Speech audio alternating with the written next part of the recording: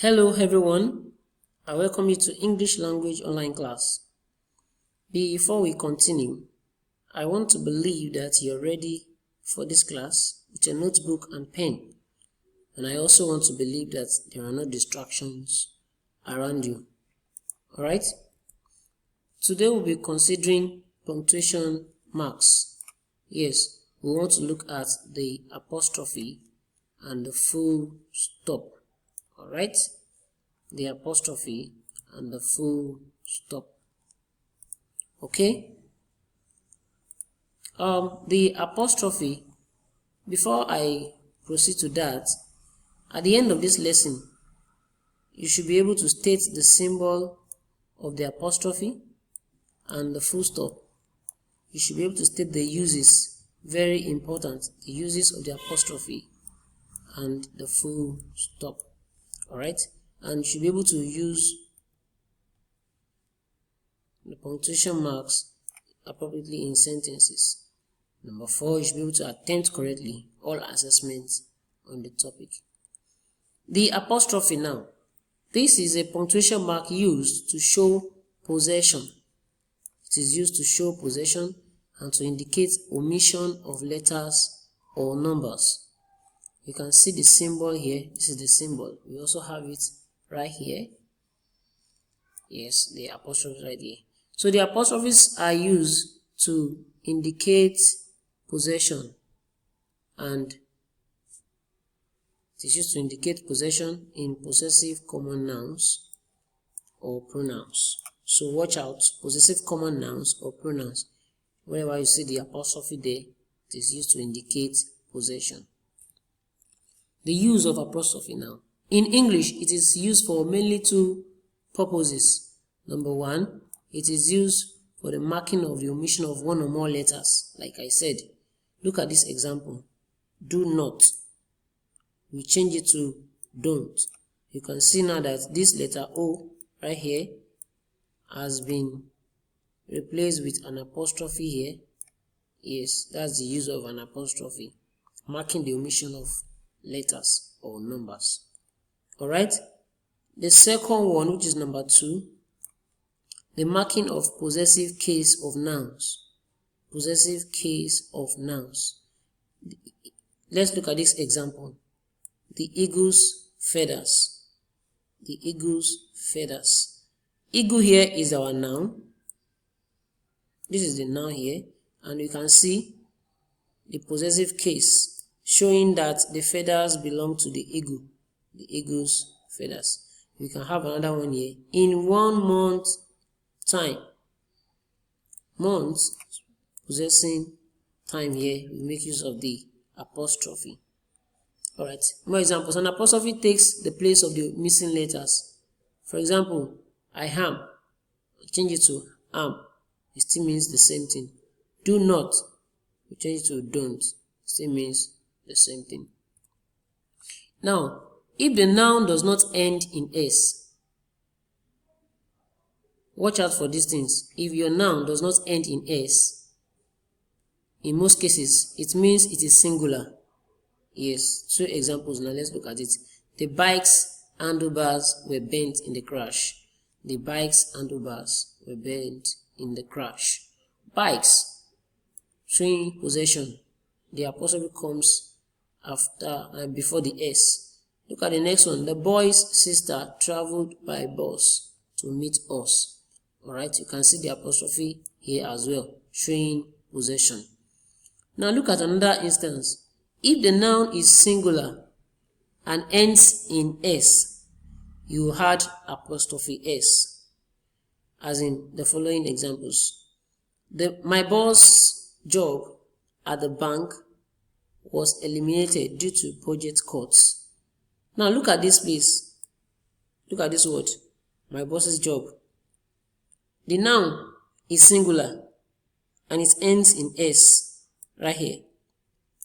It's singular and it ends in S. We still add apostrophe S. That's because the noun is singular. Look at another example. The class's average grade was impressive. The class average grade was impressive. Look at it again. The apostrophe is right here. We had apostrophe S. Alright, Another instance, if the noun is plural and ends in S, you had only an apostrophe. Only an apostrophe. So let's look at this. The clown's shoes. The noun there is clowns and it ends in S. That shows it's a plural noun and it ends in S. The clown's shoes protruded from the windows of the Volkswagen. So the apostrophe comes after the S if the noun is plural and it ends in S. Look at another example. Both bananas peels are turned down. Bananas showing plural, so the apostrophe will come after the S. Alright, if the noun is plural and does not end in S, the noun is in plural form and does not end in S, you add apostrophe S to show possession. Don't forget that function. Take for example, the children's play received a standing ovation. Children is a plural noun, but it doesn't end in S, and so we had apostrophe S. Do you understand? Let's look at another example. The geese' precise information in the sky impressed the pedestrians. Look at it. Geese is a plural noun and it doesn't end in S, it ends with E, and so we had apostrophe S. Alright? Now, looking at that word geese, some words or phrases are awkward to pronounce when the apostrophe is added. Look at that word again. Geese. The word is geese. And now, by the time you had apostrophe S, is it possible to say geese's precise information? It sounds somehow. So, most times, people who write, or let me say an author, always has the option of writing the sentence to avoid this problem. You can rewrite the sentence in order to avoid saying geese's precise formation. You can now say the precise formation of the geese in the sky is impressed the pedestrians. So in other words, we've tried to avoid saying geese's. We have rephrased the sentence by saying the precise formation of the geese in the sky impressed the pedestrians. Alright, another instance. If multiple nouns jointly own another noun, use an apostrophe only on the final noun listed. If multiple nouns jointly own another noun, take for example, we have two nouns here, the man. We have the man and the woman's car was badly damaged. The man and the woman's car was badly damaged. Now let's look at something here. We have the man and the woman's car was badly damaged. Now, the man is a noun. Woman also a noun. Both of them, they are joined together, owing another noun, which is car. In this instance, we use an apostrophe only on the final noun, which is woman, and that's why we have the apostrophe S right here. Alright, I hope you understand. Now, problems of apostrophe. You need to understand that when you put an apostrophe in the wrong place, it can change the meaning of the sentence. So you need to watch out for that. Put your apostrophe in the right place to avoid changing the meaning of your sentence. If you are trying to explain something, you're trying to say something while writing, if you put your apostrophe in the wrong place, you will change the meaning of your sentence.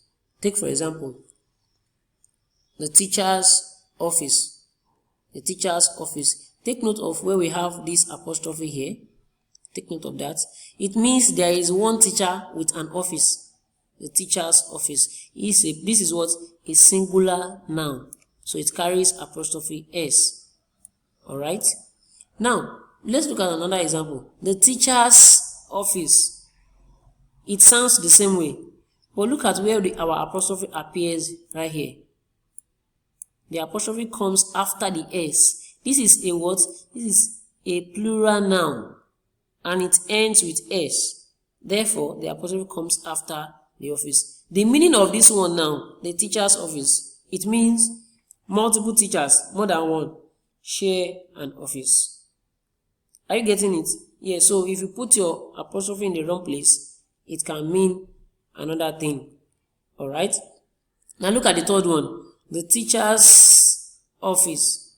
This is plainly wrong. You don't do things like this. It's wrong. I mark it wrong. Yes. We can say this one is right. This one is also right. Though they have different meanings. But right here, you don't add apostrophe s to a plural noun that ends with s. So watch out for those things. Alright, let's move forward. We'll go to the next one now. The full stop. The full stop. This is the symbol right here. Full stop, you can see it. That's the dot sign. A full stop is a punctuation mark placed at the end of each sentence to indicate the end of the sentence. Yes, it indicates the end of sentence. Such sentence could be a statement, a request, or a command. A full stop is used after abbreviations as well. And another name for the full stop is period. Yes, don't be confused. Sometimes they say period. Yes, it's another name for the full stop. Alright, you need to note this. A full stop is not used at the end of a phrase or subordinate clause. We don't use full stop at the end of a phrase or subordinate clause. Doing so does not create complete sentence. When you do that, we are not creating a complete sentence. Therefore, putting a full stop at the end of a phrase or subordinate clause could be a grammatical error. Alright? Now, let's look at the usage of the full stop. How do we use the full stop? Period. The period is used after most abbreviations. Like we said, that's the first one. We have Mr. This full stop is very, very important there. We have Mrs. This full stop is very, very important there. We have Miss. We have Doctor. We have Reverend. And we have Wednesday. Actually, look at these three words here. I may not term them as abbreviation. At the same time, I may also term them as abbreviation. Most times we use it as abbreviations. No, this one we have it is for doctor. It can be for doctor. And this one can be for, you have Reverend. Don't mind my handwriting. And this one stands for what? You know that, Wednesday. Yes, it stands for Wednesday. Alright? Stands for Wednesday. Alright, let's move on. Usage, the number 2 usage of the full stop. Most short versions of some specific expressions end in a period or what? A full stop. Correct. You're on point. You're on point. So a period or a full stop. So when we have short versions of some specific expressions, we have AM, we have PM, we have PA. That's personal assistance. The short versions, they end with what? Full stop. We had full stop at the end of each letter. Another usage of the full stop. Only one full stop is used if a sentence ends with an abbreviation. Watch out for this. Very, very important. You know, we said abbreviations. After abbreviations, we have a full stop. Take, for example, where we use Mr. the other time.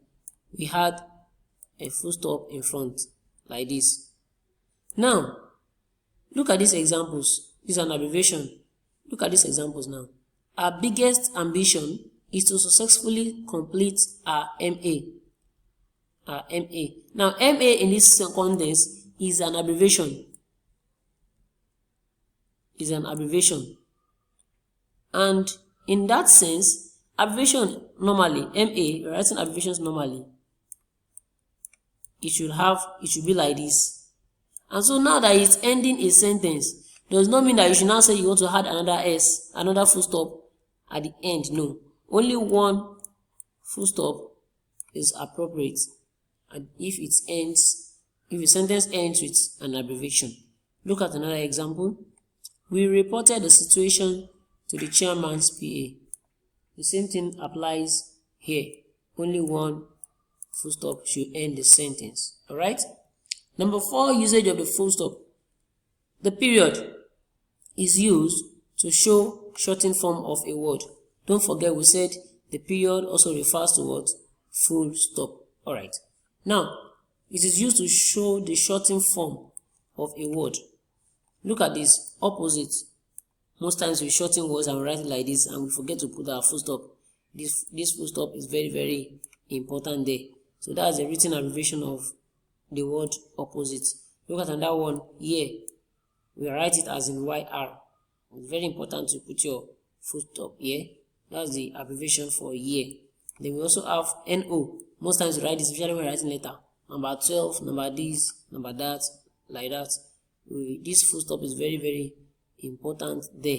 So watch out, make sure that you're always punctuating your words right. Alright? And the last one, usage of the full stop. A full stop is always placed inside quotation marks, whether it is part of the quotation or not.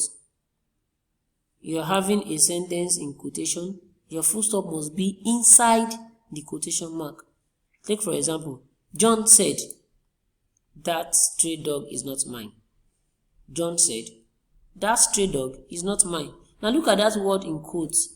That stray dog is not mine. You can see our quotation mark here, this one and this. That's our quotation mark. And you can see our full stop coming inside the quotation mark. If you had done it like this, look at this sentence I'm underlining here. Our full stop comes after the quotation mark. It is very, very wrong. Your full stop must come after, it must come inside the quotation mark. Watch out for that. Very, very important.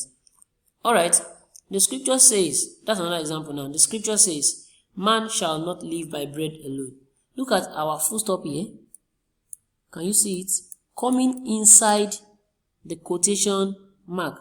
It's coming inside the quotation mark. Therefore, you need to watch out.